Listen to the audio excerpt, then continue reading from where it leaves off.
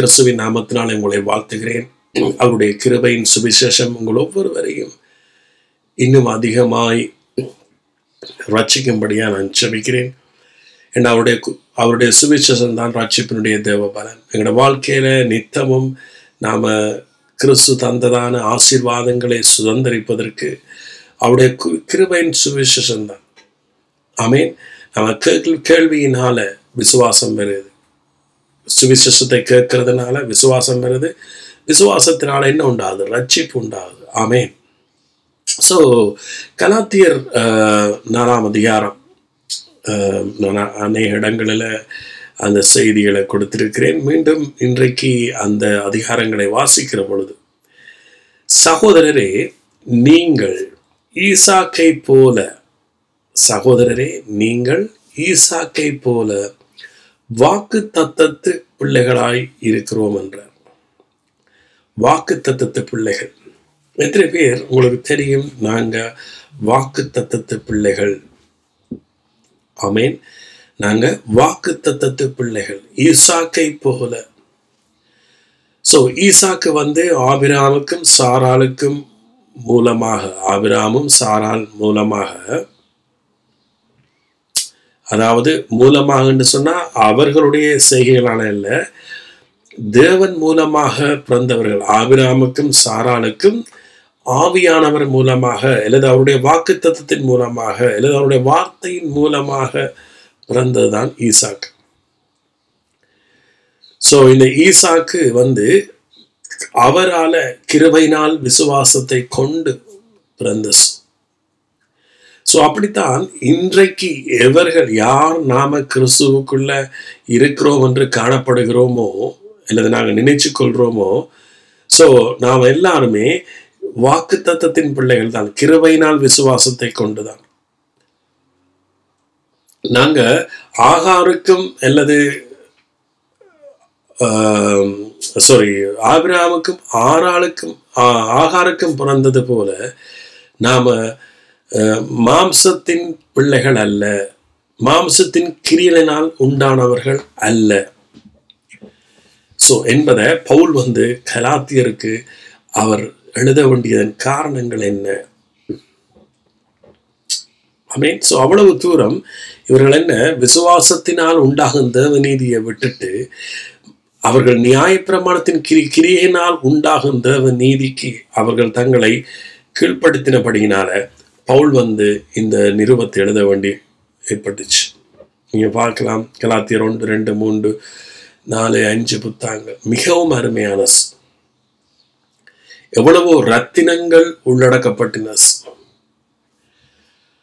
Right. நீங்க கலாத்தியர் 2ஆம் அதிகாரத்துல பார்த்தீங்கன்னு சொன்னா பவுல் சொல்ற, நான் சிலுவையில் அறையப்பட்டேன்,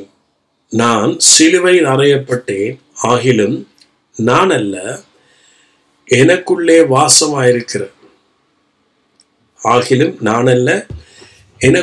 வாசமாயிருக்கிற இயேசு கிறிஸ்துவை பற்றும் விசுவாசத்தினால் வாழ்கிறேன் என்ற. கலாத்தியர் 2:20 நான் வாசிக்கிறேன். கலாத்தியர் 2:20. கிறிஸ்துவுடனே கூட சிலுவையில் அறையப்பட்டேன், ஆயினும் பிழைத்திருக்கிறேன். இனி நான் அல்ல, கிறிஸ்துவே எனக்குள் பிழைச்சிருக்கிறார். நான் இப்பொழுது மாம்சத்தில் பிழைத்திருக்கிறதோ அல்லது என்னில் அன்பு கூர்ந்து எனக்காக தம்மை தாமே ஒப்பு கொடுத்த தேவனுடைய குமாரனை பற்றும் விசுவாசத்தினால் பிழைச்சிருக்கிறேன். கிறிஸ்துவுடனே சிலுவையில் அறையப்பட்டேன். நாம் எல்லாரும் கிறிஸ்துவோட சிலுவையில் அறையப்பட்டிருக்கிறோம். ஆயினும் பிழைச்சிருக்கிறேன், நான் அல்ல. சோ நான் அல்ல என்ற மீனிங் என்னுடைய பழைய மனுஷன் அல்ல.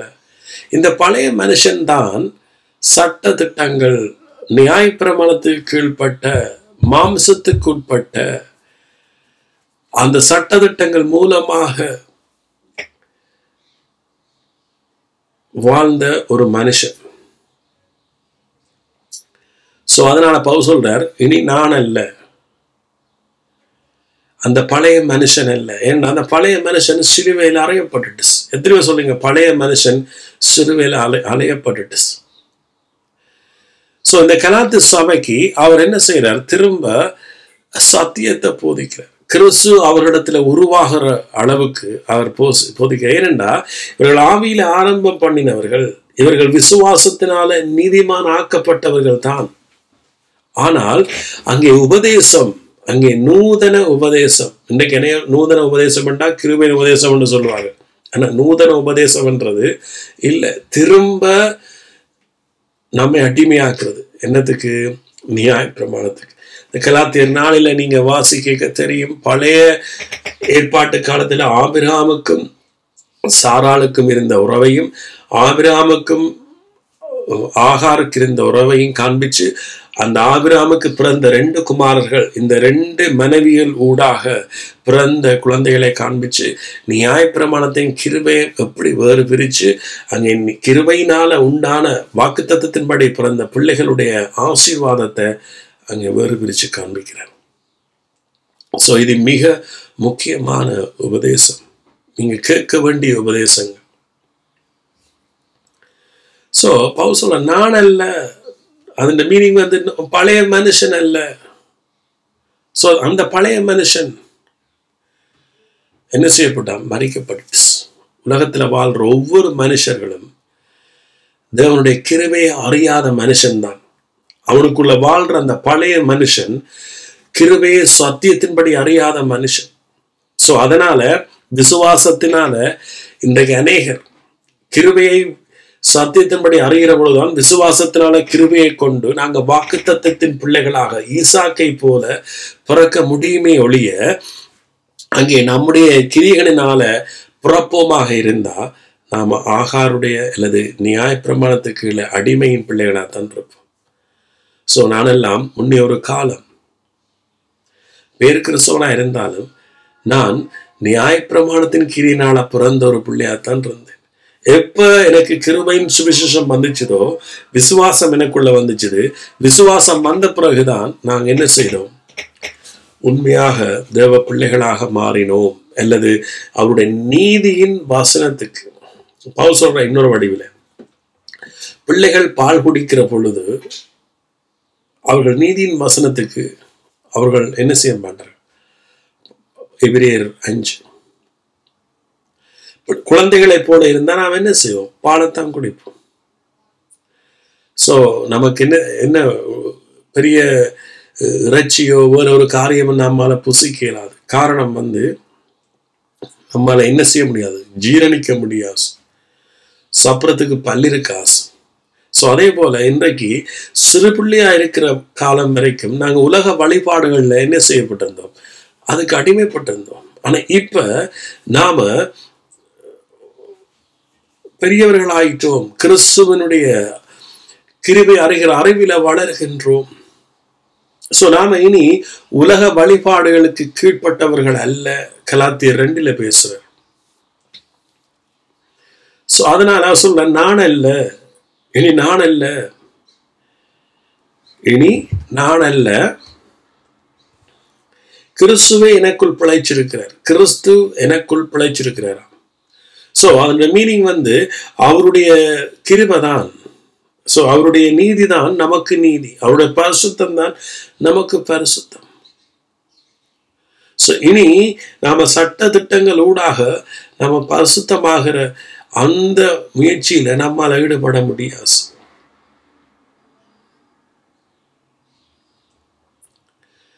ஆமே, நான் இப்ப பிழைச்சிருக்கிறேன். காரணம் கிறிஸ்துவால. கிறிஸ்து சிலுவையில மரிச்சு அவர் உயிர்த்தெழுந்ததுனால விசுவாசிக்கிற நானும் நீங்களும் அவருக்குள்ள பரிசுத்தமாக்கப்பட்டிருக்கிறோம், நீதிமானாக்கப்பட்டிருக்கிறோம், ஆசீர்வதிக்கப்பட்டிருக்கிறோம், முழுமையை பெற்றிருக்கிறோம். ஆமேன். சோ கிறிஸ்துவை எனக்குள் பிழைச்சிருக்கிறார். நான் இப்பொழுது மாம்சத்தில் பிழைத்திருக்கிறதோ? இப்ப நான் நீ மாம்சத்துல பிழைக்கிறதோ? ஆமேன். கலாத்தியர் இதே புத்தகத்துல நீங்க 5ஆம் அதிகாரத்துல பாத்தீங்கன்னா, மாம்சத்தின் கிரிகள் வெளியரங்கமாகின்றன, அவையாவன விபச்சாரம், வேசித்தனம் என்று சொல்லப்படுது. பாருங்க, 10 கட்டளைகள்ல சம்பந்தம் இல்லாத காரியங்கள் கொடுத்தீங்க வெறும். மாம்சத்தின் கிரியல் என்று சொல்றது, நாம மாம்சத்தின் கிரியலூடாக, நம்முடைய கிரியலூடாக தேவனை நாம அடைய முயற்சிக்கிற பொழுது அது விபச்சாரமாக மாறுது, அது வேசித்தனமா மாறுது. ஏனென்றா நியாயப்பிரமாணத்துக்கு கீழே நாம இருக்கிற பொழுது நாம என்ன செய்யறோம்? மோசைக்கு கீழாக இருக்கிறோம். ரைட்? அப்ப கிறிஸ்துடையவர்கள் கிறிஸ்துவுக்கு கீழே தான் நாம் இருக்கணும், கிருபைக்கு கீழே தான் இருக்கணும். திரும்ப நாம மோசை கீழே போய் நியாயப்பிரமாணத்துக்கு கீழே போய் வச்சா. ஸோ இதைத்தான் அவர் ரோமர் புத்தகம் 7ஆம் அதிகாரத்துல பேசுறார். ஒரு மனுஷன் உயிரோடு இருக்க மட்டும் நியாயப்பிரமாணம் அவனை ஆளுகை செய்யுது. ரைட்? அப்ப நாம நியாயப்பிரமாணத்துக்கு மறிக்கலைன்னு சொன்னா கிறிஸ்துவுக்கு கீழே நாம என்ன செய்ய முடியாது? வாழ முடியாது. கிறிஸ்து அங்கே நம்மோட கனி கொடுக்க முடியாது. ஏன்? நீங்க பாருங்க, ஆபிரகாமுக்கு 2 குமார் இருந்தார்கள். ஒருவன் ஆகாரிடத்துல பிறந்தது, மற்றது வாக்குத்தத்தத்தின்படி பிறந்தது ஈசாக். அது சாராளூடாக பிறந்தது. ஸோ ஆகாரும் இஸ்மவேலும் இங்க வாக்குத்தத்த இந்த குடும்பத்தோட சுதந்திரவாளியா இருப்பதில்லைன்னு சொல்லி சாராள் என்ன செய்கிறாள்? நியாயப்பிரமாணத்தையும் அதனூடாக பிறந்த இஸ்மவேலையும் என்ன செய்கிறாள்? புறம்பே தள்ளுறான். நீங்க ஆதியாகமம் 21 வாசிக்கிற பொழுது தெரியுது. அதே சம்பவத்தை கலாத்தியர் 4ஆம் அதிகாரத்துல பவுல் பேசுறான். அடிமையானவனையும் அவனுக்கு உண்டான குழந்தை என்ன செய்? புறம்பே தள்ளு. சோ இங்க வாக்குத்தத்தத்தின் பிள்ளை பிறந்த பிறகு, ஈசாக்கு பிறந்த பிறகு ஆகாரும் இஸ்மவேலும் என்ன செய்யப்படுது? புறம்பே தள்ளப்படுது. இன்றைக்கு உண்மையாக ஒரு கிறிஸ்தவன் விசுவாசத்தினால அவன் பிறந்திருந்தானா இருந்தா அவன் என்ன செய்வான்? நியாயப்பிரமாணத்தையும் அதன் ஊடாக மாம்சத்தின் கிரியையும் என்ன செய்வான்? புறம்பே தள்ளுவான். ஏன்? இது வாக்குத்தத்தத்தினால் உண்டான. இதுக்குள்ள எங்களுடைய ஆசீர்வாதம், பாதுகாப்பு சகலதும் அவருடைய கிருபையினாலதான். ஈசாக்கு வேற யாருடைய செய்யினாலும் பிறக்கல. ஆபிரகாமோ அல்லது சாராளுடைய கிரியையோ அவருடைய முயற்சியோ அவருடைய உதவியோ ஒன்றுமே இல்லை. இவர்கள் அங்கே வார்த்தையை விசுவாசிச்சதுனால அவர்கள் அங்கே தேவன் சொன்ன, அவர் தன்னுடைய வார்த்தைக்கு உண்மை உள்ளவராய் இருந்தபடியா, கடவுள் தன்னுடைய வார்த்தைக்கு உண்மை உள்ளவராய் இருந்தபடியால அவர் வாக்குத்தத்தத்துக்கு உண்மை உள்ளவர் என்றதை தீமோத்தேயுல பவுல் பேசுறார். சோ அவர் கொடுத்த வாக்குத்தத்தத்தின்படி ஏற்ற நேரத்துல ஏற்ற காலத்துல ஈசாக்கு அங்க என்ன செய்தான்? சாராள் ஊடாக பிறந்தான். சோ அந்த ஈசாக்கினுடைய ஆசீர்வாதம், அவன் பிறந்ததுனால வந்த அந்த ஆசீர்வாதம் அது அவன் ஈசாக்கினுடைய செய்கையோ அல்லது ஆபிரகாமுடைய செய்கையோ அல்லது சாரோட செய்ய எல்லாம் தேவனால். ஸோ இன்றைக்கு கிருபையினால நீங்க பிறப்பீங்களா இருந்தா, பிறந்திருந்தீங்களா இருந்தா, உங்களுக்குரிய ஆசீர்வாதம் அது தேவனால வரும். ஆனா நீங்க விசுவாசத்தினால கிறிஸ்துவுக்குள்ள அவர் சிலுவையில செய்து முடிச்சதுல இளைப்பாடுற பொழுது உங்களோட ஆசீர்வாதம் உங்களோட இருக்கும். ஆமென். ஆனா ஆகாருக்கு பிறந்த பிள்ளைக்கு என்ன நடந்தது? ஆகாருக்கு பிறகு நடந்த அவங்க 2 பேரையும் புறம்பே தள்ளைக்க வனாந்தரத்துக்குள்ள அவர்கள் போனார்கள். சோ வனாந்தரம் என்னத்தை குறிக்குது? தரித்திரத்தை, வறுமையை குறிக்குது. சோ இன்றைக்கு நியாயப்பிரமாணத்துக்கு நாம் அடிமைப்பட்டிருக்கிற பொழுது வறுமை நம்ம என்ன செய்யும்? ஆளுகை செய்யும்.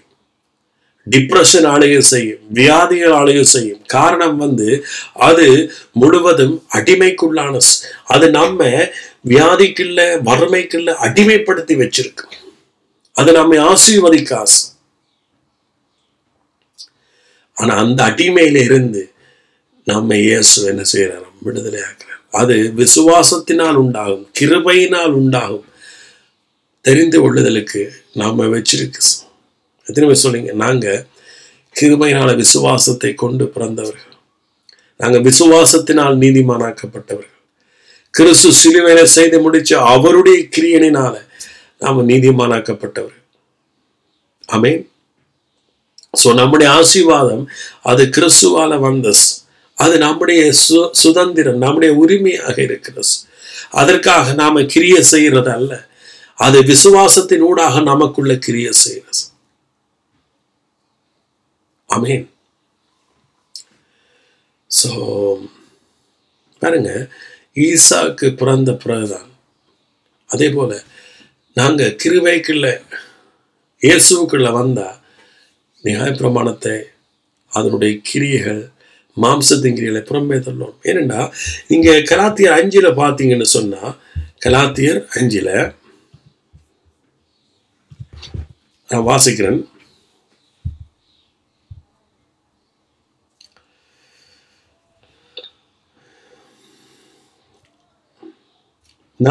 வாசிக்கிறேன். நியாயப்பிரமாணத்தினால் நீதிமான்களாக விரும்புகிற நீங்கள் யாவரும் கிறிஸ்துவை விட்டு பிரிந்து கிருபை நின்று விழுந்தீர்கள். கிருபையை விட்டு விழுந்தீர்கள். சோ கிருபை எப்பவும் மேல, நியாயப்பிரமாணம் எப்பவும் கீழே. எப்பவும் பாத்தீங்கன்னா நியாயப்பிரமாண புத்தகத்துக்கு மேலதான் கிருபாசன தண்டை வைக்கப்பட்டிருந்தது. ஆமென். சோ இந்த நியாயப்பிரமாணம் சொல்லுகிறது எல்லாமே அங்க இயேசுவை பற்றினது. விசுவாசம் வந்த பிறகு நாங்க நியாயப்பிரமாணத்தை கீழ்பட்டவர்கள் அல்லவே பவுல் சொல்லுகிறார் கலாத்தியர் 3. சோ இந்த நியாயப்பிரமாண புத்தகத்துல இந்த கலாத்தியர் புத்தகத்துல பாத்தீங்கன்னா நியாயப்பிரமாணம் கிருபை அவர் வேறுபடுத்தி காண்பிக்கிறார். மிக முக்கியமான ஒரு புத்தகம்.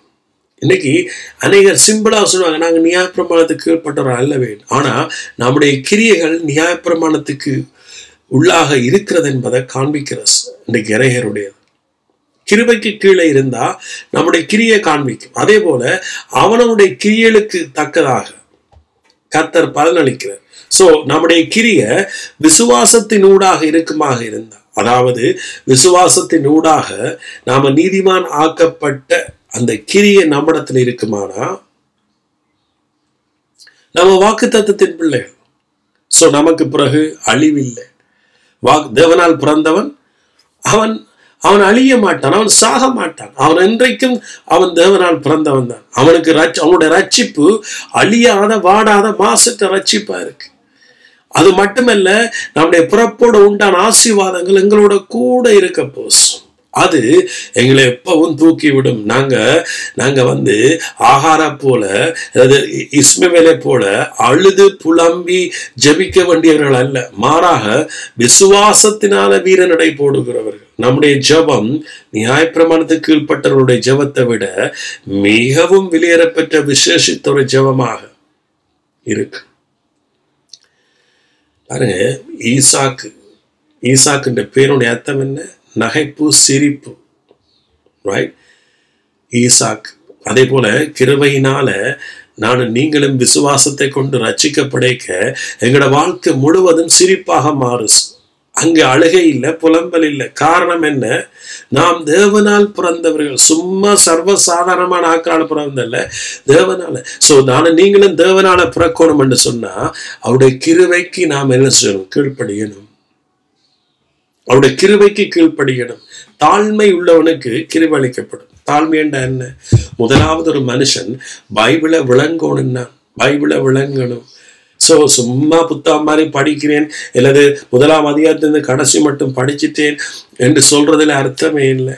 இன்றைக்கு பைபிளூடாக உண்மையான ஜீவனுள்ள உயிருள்ள கடவுளுடைய வெளிப்பாடு, அவருடைய வார்த்தை உங்களோட பேசணுமா இருந்தா முதல் நீங்க செய்ய வேண்டிய வேலை, அதாவது தகப்பனே, பாவிகளுக்குள்ளே பிரதான பாவி நான் நியாயப்பிரமாணத்தின்படி பார்க்கிற பொழுது நான் மகா கொடிய பாவி.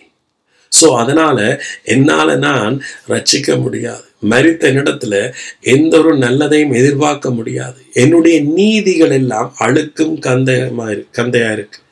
சோ என்று சொல்லி தன்னை தாழ்த்தி, தகப்பனே உங்களோட கிருபையினால இலவசமாய் என்ன ரட்சிங்க என்று சொல்றவனுடைய வாழ்க்கையில தேவ ஆவியானவர் முதலாவது வருகிறார். அவர் சகல சத்தியங்களுக்குள்ளேயும் எங்களை வழி நடத்துவார். சோ ஒரு மனுஷன் பைபிளை புரிஞ்சு கொள்ளணுமா இருந்தா அவனுக்குள்ள இருக்க வேண்டிய தாழ்மை இதுதான். ஆமென். சோ என்னால நான் பரலோகம் போய் சேர முடியாது.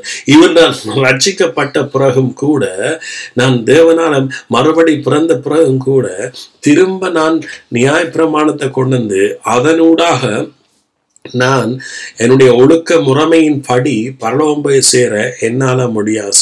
ஒட்டு மொத்தத்துல நான் அவருடைய கிருபையினால தான் பூரணமாக்கப்பட்டேன், பரிசுத்தமாக்கப்பட முடியும் என்று தன்னை தாழ்த்துகிறவன் அவருடைய கிருபையை பெற்றுக்கொள்றான். அதுக்கு பிறகு ஆவியானவர் உங்களுக்கு பைபிளை விளங்கப்படுத்துவார். ஆமென். சோ சத்தியத்தை புரிஞ்சுள்ள முதல் வழி நாம தாழ்த்தணும். மாம்சத்தின் பெருமை இருக்கக்கூடாது.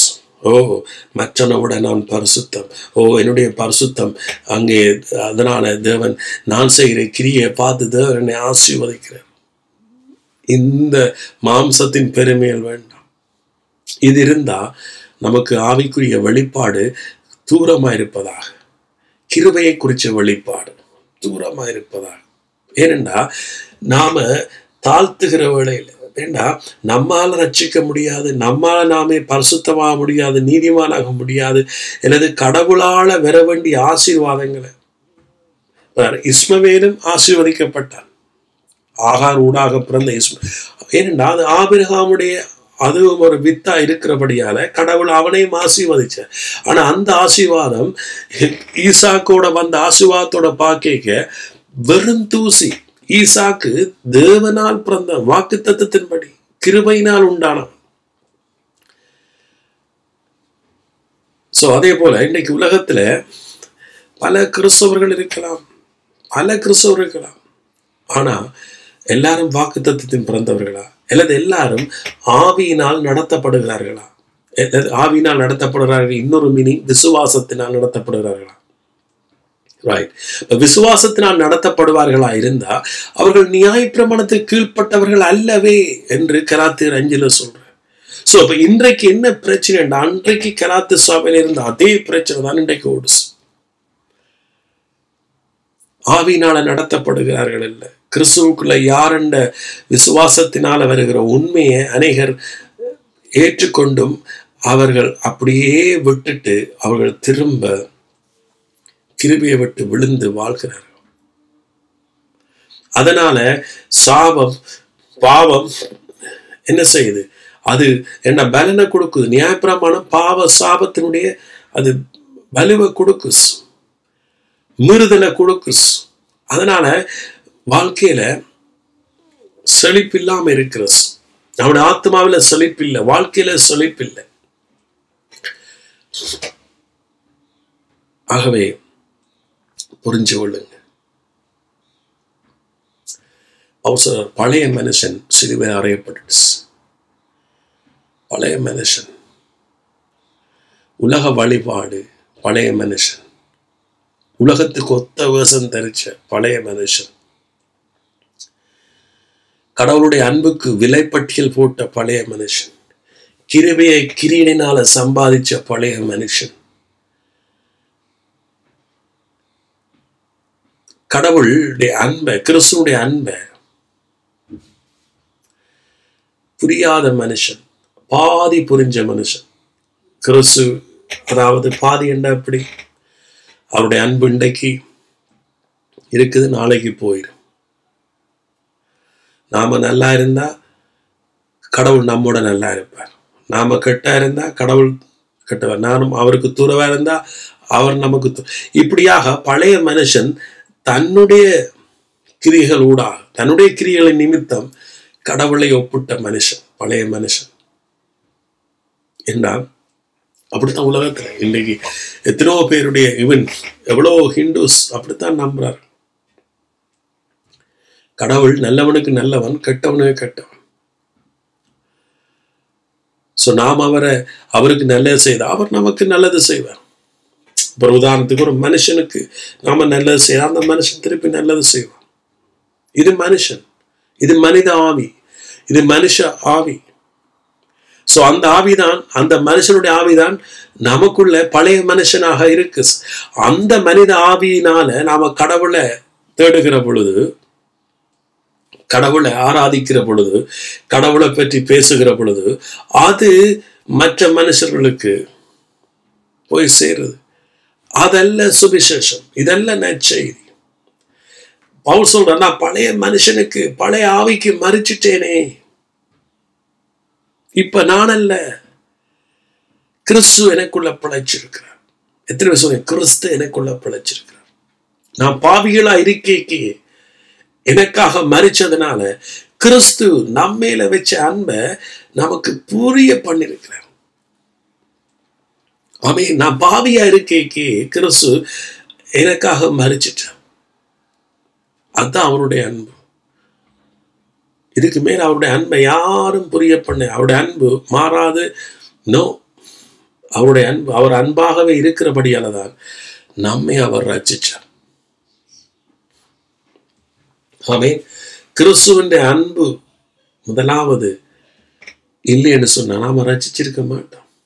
கிறிஸ்து நம்மேல அன்பு செலுத்தினபடியால நாம் அவர்களே அன்பு செலுத்துறோம். நியாயப்பிரமாண போதனை எப்படி இருக்குன்னு சொல்லுங்க.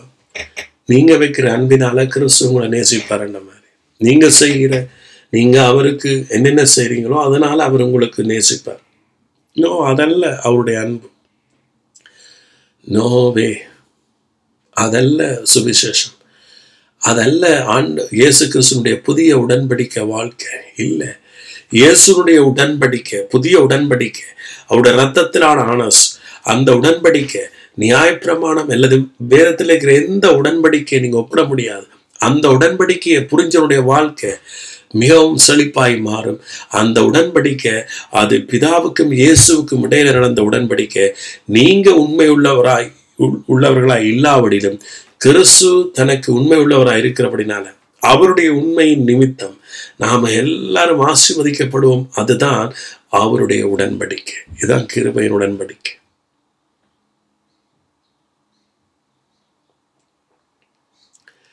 கிறிஸ்துவே எனக்குள் பிழைக்கிறார்.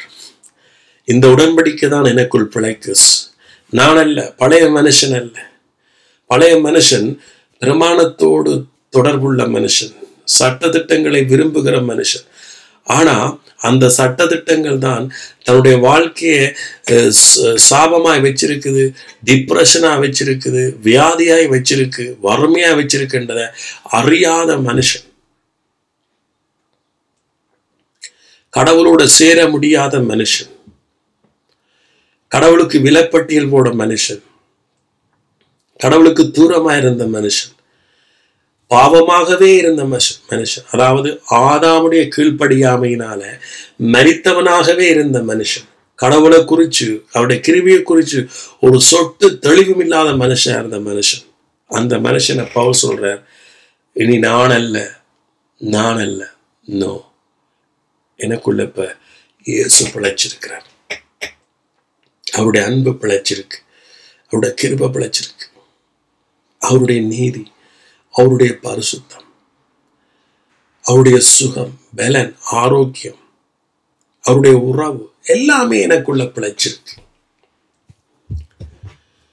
ஆமென். நான் அல்ல, கிறிஸ்துவை பிழைச்சுகின்றார். பாருங்க, அப்ப கிருபையை விட்டு நியாயப்பிரமாணத்தினால் நீதிமான்களாக விரும்புகிற நீங்கள் யாவரும் கிறிஸ்துவை விட்டு பிரிஞ்சு கிருபை நின்று விழுந்தீர்கள். கிருபை நின்று விழுந்தா கிறிஸ்துவால அவருடைய ஆவியினால நீங்க என்ன செய்யப்பட முடியாது, வழிநடத்தப்பட முடியாது.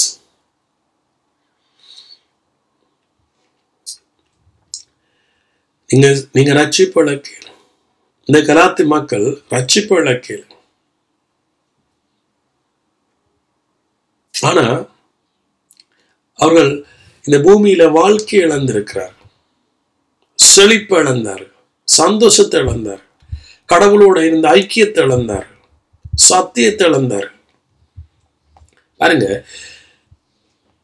நாங்களும் நீதி கிடைக்கும் என்று ஆவியை கொண்டு விசுவாசத்தினாலே நம்பிக்கையோட காத்திருக்கிறோம். நீதி விசுவாசத்தினால் உண்டாகும் நீதிக்கு இவர்கள் இருக்கிறார். கிறிஸ்து இயேசுவோடு விருத்த சேதனம் இல்லாம ஒன்றுக்கும் போது அன்பினால் கிரியை செய்கிற விசுவாசமே உதவும். அன்பினால் கிறிஸ்துவின் அன்பை புரிகிறதினால், கிறிஸ்துவின் அன்பை தெளிவாக புரிகிறதினால் உண்டாகும் விசுவாசம் தான் உதவி செய்யும். ஆமென். பாருங்க, அன்பினால் கிரியை செய்கிற விசுவாசத்துக்கு ஒரு நல்ல உதாரணம் சொல்றேன். மூத்த குமாரன் இளையகுமாரன் கதை தெரியும். மூத்த குமாரன் இளையகுமாரன் கதை உங்களுக்கு தெளிவாக தெரியும். இந்த இளையகுமாரன் ஆசையில் எடுத்து தகப்பனை விட்டு தூர தேசத்துக்கு போனான் தானே. இந்த இளையகுமாரன் தூர தேசத்துக்கு போய் அவன் எப்படி தகப்பன் வீட்டத்துல வந்தான்? அவன் மனம் திரும்புகிறதற்குரிய காரணம் என்ன? அவன் என்னத்தினால மனம் திரும்புறான்? என்னுடைய அப்பாவினுடைய வீட்டில் இருக்கிற வேலைக்காரனுக்கு மிகுந்த ஆகாரம் இருக்கு. பாருங்க, அப்பாவுடைய வீட்டுல மிகுந்த ஆகாரம் இருக்கு. அவனுடைய வேலைக்காரனை திருப்தியாக அவர் என்ன செய்யறார்? போசிக்கிறார். சோ அப்ப அவன் மனம் திரும்புறது கடவுள் பிதாவுடைய தாப்பனுடைய அன்பில தான் அவனுடைய மனம் திரும்பல் வருது. நான் திரும்பி போனா அவர் என்னை அடிப்பார் தண்டிப்பார் என்று சொன்னா அவன் மனம் திரும்பி இருக்க மாட்டான். சோ மனம் திரும்புதல் அன்பில தான் உருவாகும். அதனால் அந்த அந்த அவனுக்குள்ள வந்த விசுவாசம், நான் திரும்பி போகணும் தாப்பிடத்துல, அவனுக்கு வந்த அந்த விசுவாசம் தாப்பிடத்துல இருந்த அன்பில தான். அதே போலதான் இன்றைக்கு ஒவ்வொரு ரட்சிப்பும் ஒவ்வொரு காரியமும் அன்பினாலதான் அந்த விசுவாசம். இன்றைக்கு அநேக கிறிஸ்தவர்கள் நரகத்தை குறித்து நாங்க பயமுறுத்தித்தான் அவர்கள் வர்றார்கள் ஒழிய அது உண்மையான ரட்சிப்பு இல்லை. சுவிசேஷத்தினால விசுவாசத்தை கொண்டு சுவிசேஷம் தேவனுடைய கிறிஸ்துவனுடைய அன்பில தான் இருக்கு. கிறிஸ்து உங்களை நரகத்துக்கு தள்ளுவார், நீங்க இயேசு வயிற்றுக்குள்ளையிலிருந்து அவங்களுக்கு நரகம்தான் என்று சொல்றதுனால வர்ற ரட்சிப்பு அது உண்மையான ரட்சிப்பு இல்லை. அது நியாயப்பிரமாணத்தினால ஆபிரகாம் ஆகார் ஊடாக பிள்ளை பெற்றதுக்கு சமன், இஸ்மவேலுக்கு சமன். இன்னைக்கு கிறிஸ்தவன் நிரம்பி வளர்றதுக்கு காரணம் இதுதான். ஒருவன் கிருபையினால விசுவாசத்தை கொண்டு வாக்குத்தத்தத்தின் பிள்ளையாக பிறந்தா அவனுக்குள்ள இருக்கிற அந்த குணாதிசயம் சொல்லும். அவனுடைய இயற்கையே கிறிஸ்துவுக்குள்ள இழைப்பார். காரணம் என்ன? அவனுக்கு தெரியும் நான் யாருன்னு. இப்ப இன்றைக்கு நான் கிறிஸ்துவுக்குள் இழைப்பாததுக்கு காரணம் என்ன?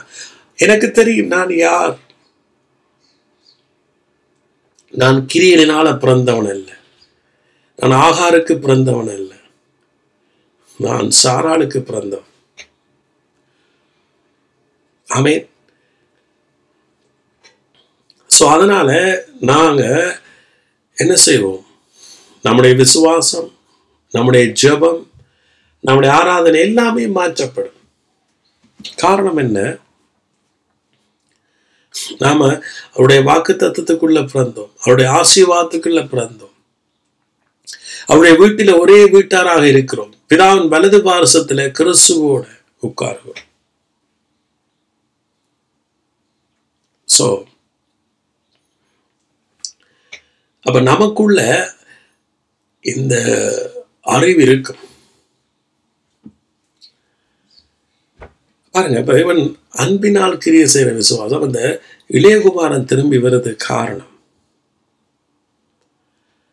அவன் தாப்பனுடைய அன்பை புரிஞ்சு கொண்டான்.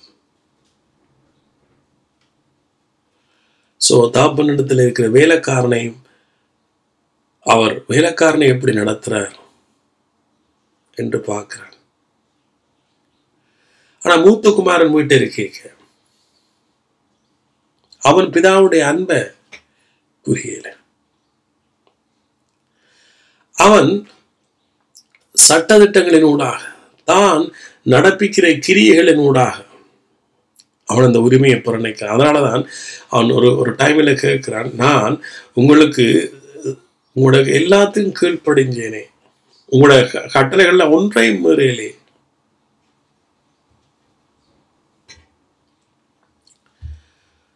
ஆமென். இன்றைக்கு நாம கட்டளைகளை மீறாம வாழலாம். சில வேளை நியாயப்பிரமாணத்தின்படி நீங்க குற்றம் சாட்டப்படாம இருக்கலாம், பவுலை போல ஒரு காலத்துல. ஆனா அந்த மனநிலை உங்களோட வாழ்க்கையை ஆசீர்வதிக்கிறது அல்ல. விசுவாசத்தினால் வருகிற நீதி. அப்ப விசுவாசம் என்ன? நியாயப்பிரமாணத்துக்குரியதல்ல. சோ ஒரு மனுஷன் எந்த எந்த ஒன்றையும் மீறாமல் வாழ்றது விசுவாசம் அல்ல. அதுக்கு விசுவாசம் தேவையில்லை.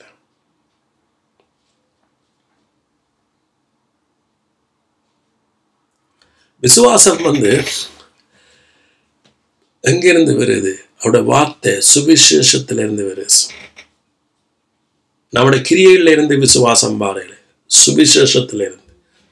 விசுவாசம் வந்த பிறகு விசுவாசத்தினால் வருகிற கிரியை வேறு.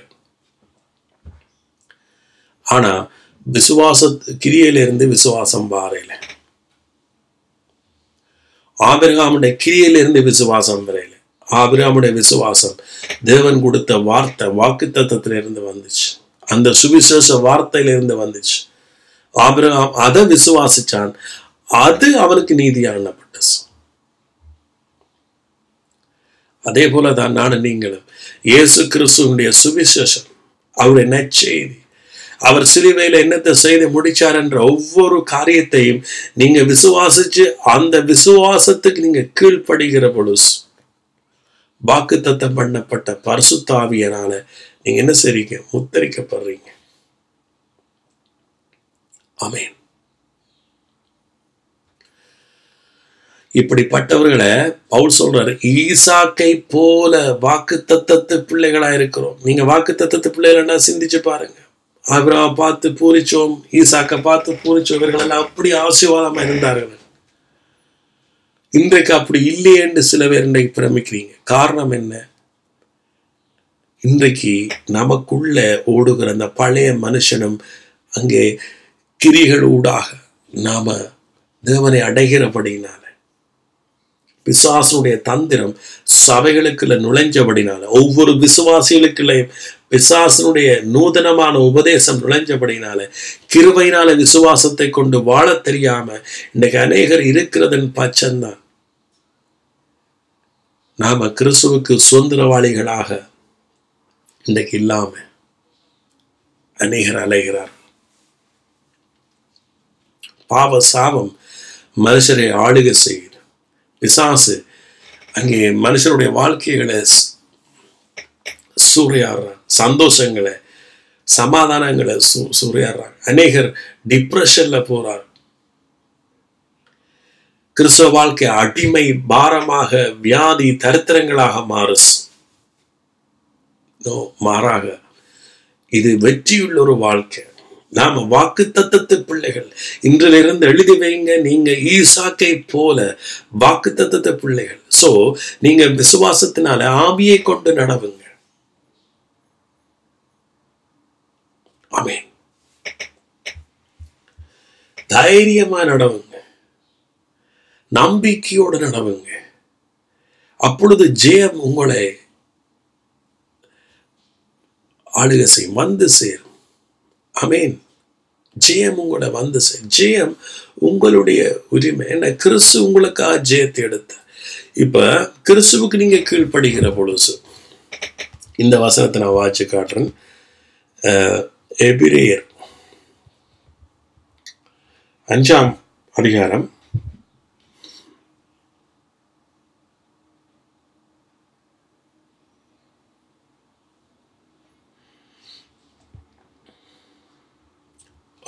8வது வசனத்திலிருந்து வாசி. எபிரேயர் 5:8. அவர் குமாரனாயிருந்தும் பட்ட பாடுகளினாலே கீழ்ப்படிதலை கற்றுக்கொண்டு, கீழ்ப்படிதலை யாரு? இயேசு கிறிஸ்து. பிதாவுக்கு கீழ்ப்படிஞ்ச அல்லது சட்ட திட்டங்களுக்கு கீழ்ப்படிஞ்ச ஒரே ஒருவர் யாருன்னு சொன்னா அது இயேசு கிறிஸ்து தான். போன மெசேஜிலே நான் சொல்லியிருந்தேன், ஆதாமுடைய கீழ்ப்படியாமையினால. யாருடைய கீழ்ப்படியாமை? ஆதாமுடைய கீழ்ப்படியாமையினால பாவம் வந்து. இந்த பாவம் இந்த உலகத்துல அல்லது மனுஷனை ஆண்டு கொண்டது காரணம் நானோ நீங்களோ அல்ல, ஆதாமுடைய கீழ்ப்படியாமை. அதனாலதான் மதங்கள் எல்லாத்துக்கும் அப்பால ஒரு மனுஷன் அறிய வேண்டிய சத்தியம் என்று சொன்ன. நீங்க எந்த மதத்துக்குள்ள இருக்கலாம், இல்லை நீங்க எந்த இதுக்கு கீழே இருக்கலாம், ரைட்? இந்த சத்தியத்தை நீங்க புரியலைன்னு சொன்ன, மனுஷன் தன்னுடைய முயற்சியினால, தன்னுடைய நேர்மைகள், தன்னுடைய பரிசுத்தங்கள், கிரிகள் ஊடாக பாவத்தை மேற்கொள்ள நினைக்கிறான், தரித்திரத்தை மேற்கொள்ள நினைக்கிறான். முடியாது. ஏனென்றா நாங்க எவ்வளவுதான் நல்லவனா இருந்தாலும் ஆதாமுடைய கீழ்ப்படியாம தான் இங்க பிரச்சனையா இருக்கு. ஸோ அதை இல்லாம பண்றதுக்கு ஒரே ஒரு வழி, இயேசு கிறிஸ்து என்னும் ஒருவருடைய கீழ்ப்படிவினால்தான் நம்ம பாவம் மரணத்திலிருந்து விடுதலை ஆகு. ஸோ இங்கதான் விசுவாசம் வருது, இங்கதான் கிருபையின் சுவிசேஷம் வருது. ஸோ இதனால நாம பாவத்துக்கு மறிச்சு நீதிக்கு அடிமையாக முடியுமா? இதெல்லாம் ரோமர் புத்தகத்தில் அழகா எழுதப்பட்டிருக்கு. ஸோ சிலர் வாழ்க்கையில எவ்வளவுதான் என்னதான் இருந்தாலும் பயங்கரமான பிரச்சனை, சாபம், வியாதிகள், எழும்ப முடியாத சூழ்நிலை இருக்கலாம். ஆனா நீங்க நற்செய்தியை விசுவாசி, இயேசு உங்களுக்காகத்தான் அவருடைய கீழ்ப்படிவினால. பாருங்க, அந்த ரோமர் 5 சொல்லப்படுது, இயேசு கிறிஸ்து என்னும் ஒருவருடைய கீழ்ப்படிவினாலதான் அநேகர் நீதிமானாக்கப்படுவார்கள். சோ இன்றைக்கு விசுவாசிச்சீங்கன்னா நீங்க இன்றைக்கு நீதிமான். அந்த சத்தியத்தை நீங்க இருதயத்துல சாந்தத்தோடு ஏற்றுக்கொண்டீங்களா இருந்தா நீங்க நீதிமான். பாருங்க, யாற்ற கீழ்ப்படிவில இயேசுவின். இப்ப இங்க வாசிப்போம் 8, எபிரேயர் 5:8. ஸோ அவர் குமாரன் இருந்தும் பட்ட பாடுகள் கீழ்ப்படுதலை கற்றுக்கொண்டு தாம் பூரணர் ஆன பின்பு தமக்கு கீழ்ப்பட்டிருக்கிற யாவரும், தாம் பூரணம் ஆன பின்பு, இயேசு பூரணமான பின்பு தமக்கு கீழ்ப்பட்டிருக்கிற யாவரும் நித்திய ரட்சிப்பை அடைவதற்கு காரணராகி, தனக்கு. இப்ப இன்றைக்கு நம்முடைய கீழ்ப்படிதல் என்ன தெரியுமா? அநேகர் நினைக்க முடியும், ஒவ்வொன்றுக்கும் நாம கீழ்ப்படிஞ்சாத்தான் கடவுளுடைய ஆசீர்வாதத்தை பெற முடியும் என்று. இது நடவாத காரியம். என்ன, நியாயப்பிரமாணத்துக்கு நீங்க ஒரு கட்டளைக்கு கீழ்ப்படிஞ்சீங்கன்னா, நியாயப்பிரமாணத்துல நீங்க எல்லா கட்டளையும் நிறைவேற்றி இருந்தும் ஒன்றில கீழ்ப்படியலைன்னா நீங்க எல்லாத்திலையும் கீழ்ப்படியலையும். ஆனா இங்க நமக்கு என்ன அழைப்பு தெரியுமா? இயேசு கீழ்ப்படிஞ்சபடினால இப்ப நாம யாருக்கு? இயேசுவுக்கு கீழ்ப்படிஞ்சோமாக இருந்தா, அவருடைய உபதேச சட்ட திட்டங்களுக்கு கீழ்ப்படிஞ்ச, உபதேச சட்ட திட்டங்கள் என்று சொல்லப்படுது, அவருடைய உபதேசத்துக்கு கீழ்ப்படிஞ்சோமா இருந்தா நாம எல்லாத்துக்கும் கீழ்ப்படிஞ்சதுக்கு சரி. ஏனென்றா நம்முடைய சார்பில, உங்களுடைய சார்பில இயேசு என்ன செய்தாராம்? கீழ்ப்படிஞ்சார். ஏன்னா அவர் குமாரனாயிருந்து பாடுபட்ட பாடுகளினாலே கீழ்ப்படிதலை பெற்றுக்கொண்டு கற்றுக்கொண்டு தாம் பூரணரான பின்பு, இயேசு பூர்ணர், தமக்கு கீழ்ப்பட்டிருக்கிற, தம்மை விசுவாசிக்கிற யாவருக்கும் நித்திய ரட்சிப்பை அடைய பண்ற. ஆமென். சோ இது எவ்வளவு பெரிய ஒரு காரியம், ஒரு மனுஷன் அறிய வேண்டிய பெரிய உண்மைகள். எங்களோட வாழ்க்கை மாற வேண்டும், எங்களோட விசுவாசம் மாற வேண்டும், எங்களோட நம்பிக்கைகள் மாற வேண்டும். நாம இப்ப பழைய உடன்படிக்கை கீழே அல்ல, மோசேயூடாக சீனாய் மலையில ஸ்தாபிச்ச உடன்படிக்கை அல்ல. அந்த உடன்படிக்கையை ஸ்தாபிச்சு 3000 பேர் மரிச்சார்கள். காரணம் என்ன? நியாயப்பிரமாணம் பாவத்துக்கு அது பலனை கொடுக்கு. பாவத்துக்கு பலனை கொடுக்குது நியாயப்பிரமாணம் வேண்டாம். அப்ப ஏன் நியாயப்பிரமாணத்தை கொடுத்தார்? ஏன் சட்டத்திட்டங்களை கொடுத்தார்ன்னு சொன்னா, அதன் மூலமாக நாம நம்முடைய பாவத்தை உணர்றதுக்கும் நாம மரணத்தை உணர்வதற்கும், அது மட்டுமல்ல அதன் மூலமாக இயேசு கிறிஸ்துவிடத்துல விசுவாசத்துக்கு வந்து சேரவும் என்று சொல்லப்படுது கலாத்தியர். ஆனா விசுவாசம் வந்த பின்பு நாம் அதற்கு கீழானவர் அல்லவே. இன்றைக்கு அநேகர் சொல்லுவார்கள், ரட்சிக்கப்பட்ட பிறகு சட்டத்திட்டங்கள்லாம் நம்முடைய வாழ்க்கையில டிசிப்ளினுக்கு, அதாவது ஒழுக்காற்றத்துக்கு பயன்படுத்தப்படும். எல்லாத்த தலையிலையும் மண்ணள்ளி போடுற கதை தானே இது. விசுவாசியோட தலையில மண்ணள்ளி போடுற கதை பைபிள்ல எங்கேயும் சொல்லப்படவில்லை. நீ கலாத்தியர் புத்தகத்தை வாச்சிங்கன்னா எல்லாமே புரியும். கலாத்தியர்கள் இப்படித்தான் ரட்சிக்கப்பட்டவர்கள். திரும்ப ஜூதர்கள் சொன்னார்கள், no no no no no, ரட்சிக்கப்பட்டீங்க, அப்ப உங்களுக்கு பரிசுத்தம் எப்படி வரப்போஸ், சட்டத்திட்டம் இல்லையண்டா எப்படி பரிசுத்தமாய் வாழ போறீங்க? யார் உங்களுக்கு இப்படி ஒரு உபதேசம் சொன்னது? அப்படி அல்ல, சட்டத்திட்டம் முக்கியம். ஒரு மனுஷனுடைய டிசிப்ளினுக்கு நியாயப்பிரமாணம் இல்லையண்டா நீங்க எல்லாம் எப்படியோ போயிருவீங்க, தரதலையா போயிருவீங்க. ஒரு கேள்வி கேட்கிறேன், பதில் சொல்லுங்க. ஆபிரகாம் எப்படி பரிசுத்தமாய் வாழ்ந்தான்? யோசேப்பு உங்களை எல்லாருக்கும் தெரியும். ஒரு பெண் அவளை நேராக கேட்டும், என்னோட வா, என்னோட சாணி என்ற மாதிரி கேட்டும். அவன் ஒரே ஓட்டமா ஓடினான் தாவீது. என்னுடைய எஜமானுக்கு நான் துரோகம் செய்யல. ஒரு எஜமானுடைய மனைவி அவனோட. அப்ப யோசேப்பு அந்த விபச்சாரத்தை விட்டு ஓடினதுக்கு காரணம் என்ன? சட்டத்திட்டம் எங்க இருந்தது? நியாயப்பிரமாணம் எங்க கொடுக்கப்பட்டிருந்த அந்த காலத்துல? ஆபிரகாம் மோசே யாருண்டே தெரியாது.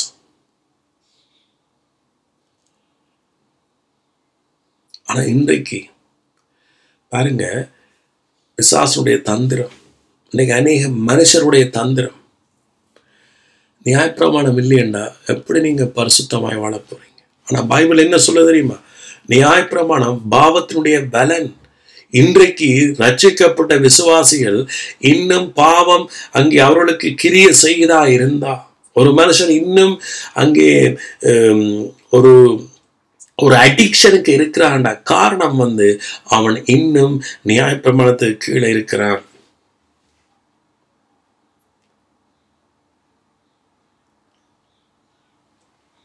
உங்களோட வாழ்க்கையில கிறிஸ்து பரிபூர்ண வாழ்க்கையை தந்தார், கிறிஸ்து பரிபூர்ண வாழ்க்கையை தரவே வந்தார் என்று நியாயப்பிரமாணத்துக்கு கீழ்பட்டு இருக்கிறவர்கள் சொல்லிக்கொண்டே இருப்பார். ஆனா வாழ்க்கையில நிஜத்துல அப்படி இருக்கா? காரணம் என்ன? பாவம் ஆளுகை செய்யுது. கிறிஸ்தவர்களுக்கு தான் பவுல் எழுதுறார், நீங்க நியாயப்பிரமாணத்துக்கு கீழ்பட்டிராமல் கிருபைக்கு கீழ்பட்டிருக்கிறபடியால் பாவம் உங்களை மேற்கொள்ளாஸ். ஆனா கலாத்து சபை நியாயப்பிரமாணத்துக்கு கீழ்பட இருந்த அவர்களுக்கு கீழ்பட்டிருந்தபடியால பவுல் எழுதுறார், நியாயப்பிரமாணத்துக்கு கீழ்பட்டிருக்கிற விரும்புகிறவர்களுக்கு எழுதுகிறார். பாருங்க, கலாத்தியர் 5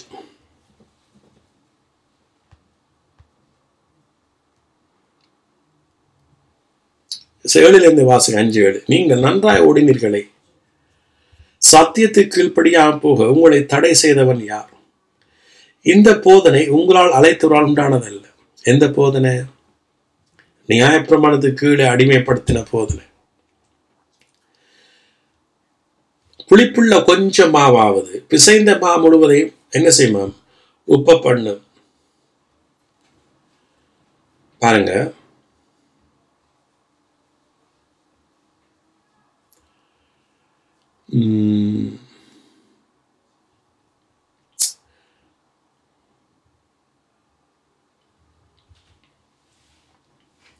இந்த வசனம் தான்.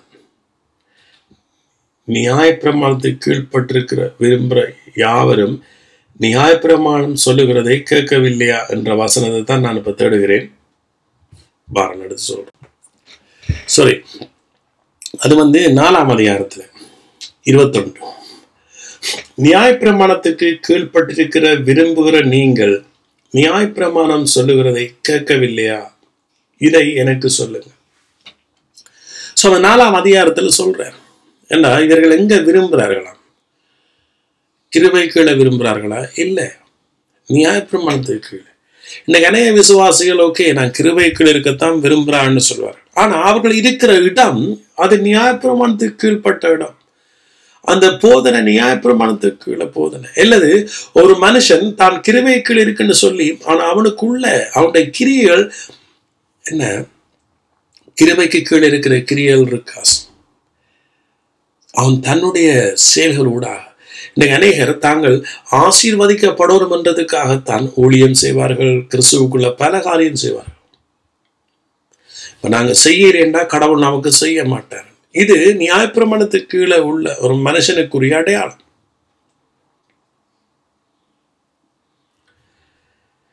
ஏண்டா நியாயப்பிரமாணம் என்பது நம்முடைய கிரியைகளூடாக, நம்முடைய செயல்களூடாக, நம்முடைய அன்பூடாக, நம்முடைய அன்பின் நிமித்தம் கடவுள் நம்ம புதிய உடன்படிக்கை கிறிஸ்து நம்மேல் வச்ச அன்பின் நிமித்தம் தான்.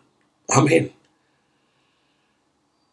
கிறிஸ்து முதலாவது நம்ம நேசிச்சார். ஆமேன். இயேசுவை தந்து உலகத்துக்கு உளவாக அன்பை வெளிப்படுத்திட்டு, இதுக்கு மிஞ்சி அவரோட அன்புக்கு யாரும் நம்முடைய விலைப்பட்டியல் போடலாஸ். அப்ப இவர்கள் என்னத்துக்கு கீழ்பட இருந்திருக்கிறார்கள் கலாத்து சபை. ஆனா முன்னுக்கு என்ன, அவர்கள் விசுவாசத்தினால நீதிமானாக்கப்பட்டவர்கள். ஏன் இன்றைக்கு கிருபை அநேருக்கு புதுசா கேள்விப்படுறாரு.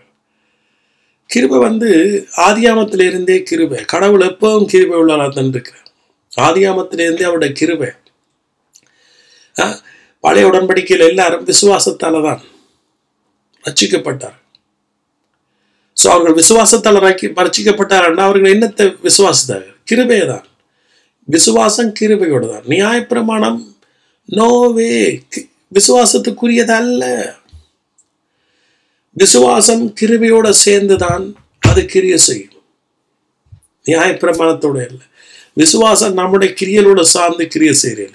விசுவாசம் கிருபை இயேசு செய்து முடிச்சதுல தான் விசுவாசம். சோ அதுக்கு பிறகுதான் இந்த ஸ்டோரியை சொல்றார். ஆபிரகாமுக்கு 2 குமார் இருந்தார்.